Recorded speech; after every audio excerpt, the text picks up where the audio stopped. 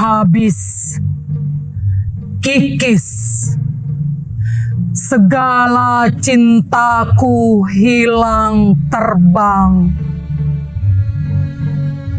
Pulang kembali aku padamu seperti dahulu.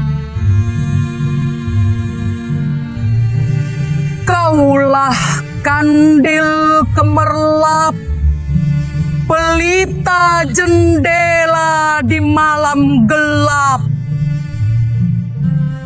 Melambai pulang Maret perlahan. 1946, di tanah yang baru saja merdeka, Sumatera Timur bergetar oleh amarah, bau mesiu, darah, dan dendam bercampur dalam udara yang panas. Sebuah revolusi sosial meledak, menghapus ratusan tahun kekuasaan bangsawan Melayu. Sultan, datuk, dan raja-raja yang dulu dihormati, kini menjadi buruan. Di tengah gejolak itu, seorang pahlawan nasional, penyair kebanggaan bangsa, Amir Hamzah, tak luput dari gelombang pembantaian. Inilah kisah kelam yang jarang dibicarakan. Sebuah peristiwa yang meninggalkan luka mendalam pada sejarah Indonesia. Dan malam ini, kita akan membongkarnya.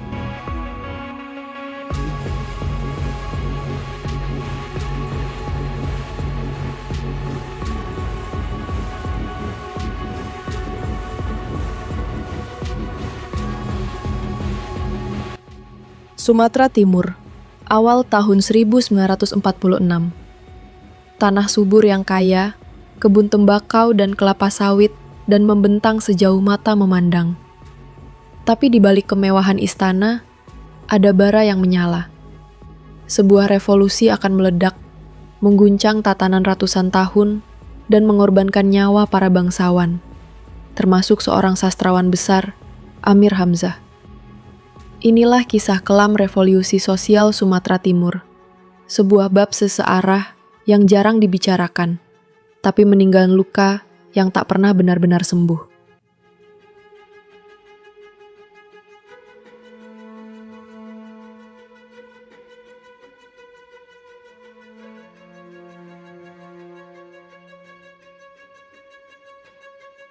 Namun, di balik slogan anti penjajah dan semangat merdeka, tersembunyi bayang-bayang gelap revolusi. Pesindo dan PKI bukan sekedar mobilisasi rakyat, tapi akar dari tindakan kejam. Organisasi seperti Volksfront dengan Sarwono Sastro Sutarjo dan rekannya di pucuk kepemimpinan ternyata menjadi dalang yang menggerakkan aksi.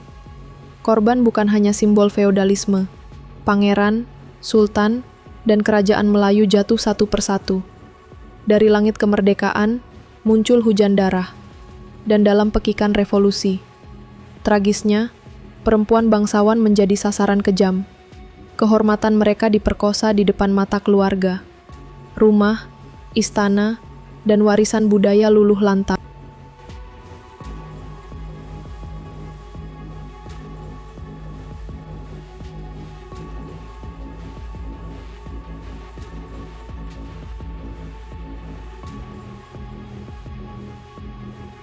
Sejak abad ke-19, Sumatera Timur adalah wilayah kerajaan-kerajaan Melayu dan Batak yang makmur. Sultan Delhi di Medan, Sultan Langkat, Asahan, semua berdiri megah di bawah perlindungan Belanda. Belanda memberi kekuasaan besar pada para sultan dan bangsawan sebagai imbalan atas keseliaan kesesreka. Sebagai gantinya, tanah rakyat disewakan pada pengusaha perkebunan Eropa.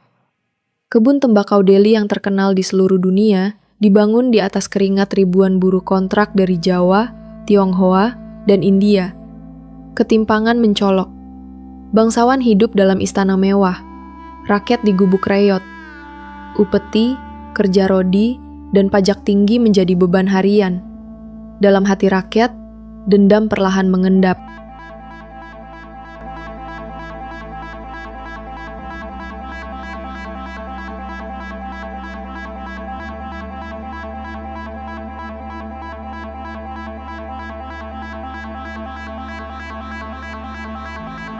Tahun 1942, Jepang datang. Belanda tumbang. Tapi rakyat tidak sepenuhnya merdeka. Jepang memanfaatkan para sultan untuk mengendalikan rakyat sambil mengeruk sumber daya. Di masa ini, benih nasionalisme tumbuh subur. Pemuda-pemuda mulai membentuk laskar, belajar berorganisasi, dan memimpikan kemerdekaan. 17 Agustus 1945, proklamasi kemerdekaan Indonesia dikumandangkan. Tapi di Sumatera Timur, para bangsawan belum tentu setuju. Bagi mereka, kemerdekaan berarti hilangnya kekuasaan yang diwariskan turun-temurun.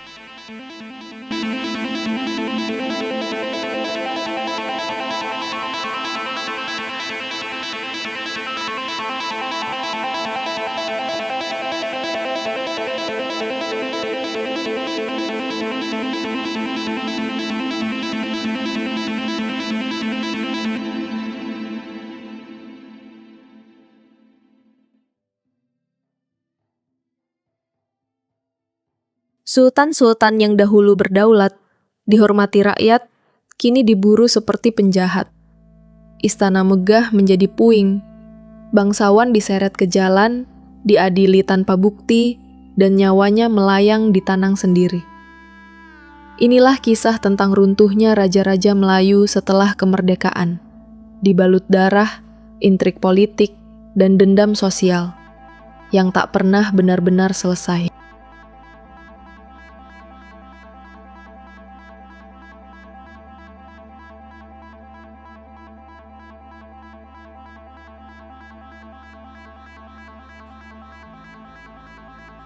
Akhir 1945, ketegangan memuncak.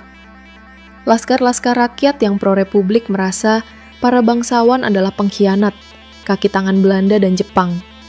Isu-isu tanah, ketidakadilan, dan kemewahan istana terus dibicarakan di warung kopi dan rapat-rapat rahasia. Laskar-laskar mulai bersiap. Tanggal 3 Maret 1946 dini hari, Medan dan kota-kota lain di Sumatera Timur mendadak bergolak. Massa bersenjata tombak, senapan, bahkan bambu runcing menyerbu istana-istana. Teriakan, dentuman senjata, dan kobaran api memenuhi udara.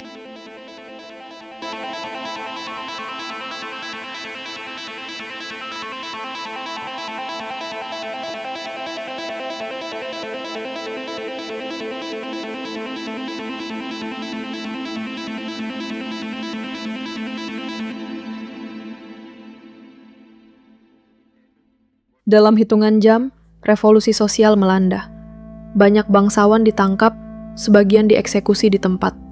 Di Langkat, keluarga istana menjadi sasaran. Amir Hamzah, menantu Sultan Langkat, penyair besar yang dijuluki Raja Penyair Pujangga Baru, tak luput dari amarah massa. Meski dikenal ramah dan tidak sombong, ia tetap dianggap bagian dari keluarga feodal. Pada malam tragis itu, ia ditangkap oleh sekelompok laskar bersenjata.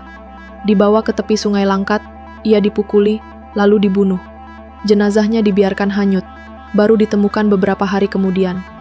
Indonesia kehilangan salah satu penyair terbesarnya, di tengah revolusi yang mengatasnamakan rakyat.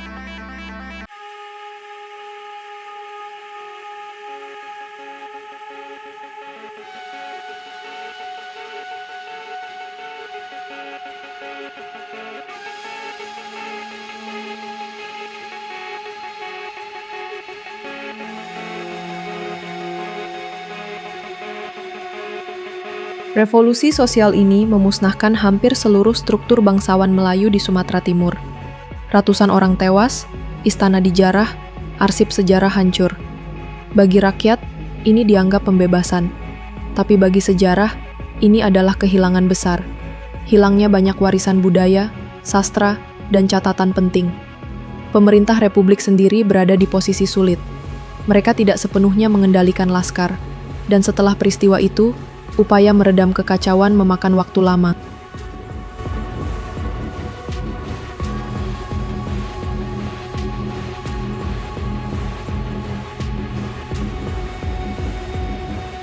Revolusi sosial Sumatera Timur mengajarkan bahwa kemerdekaan tidak hanya soal mengusir penjajah, tapi juga membangun keadilan di dalam negeri. Amir Hamzah menjadi simbol tragis, seorang cendekiawan yang terjebak di antara dua dunia, keluarga istana dan cita-cita kemerdekaan.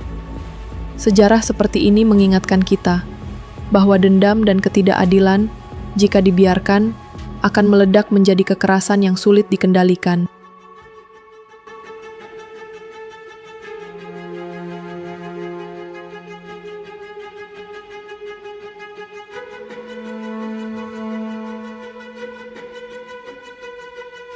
Sejarah bukan untuk dilupakan.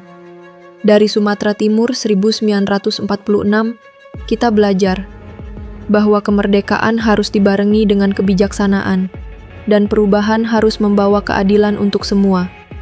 Jangan biarkan tragedi seperti ini terulang lagi. Terima kasih sudah menonton.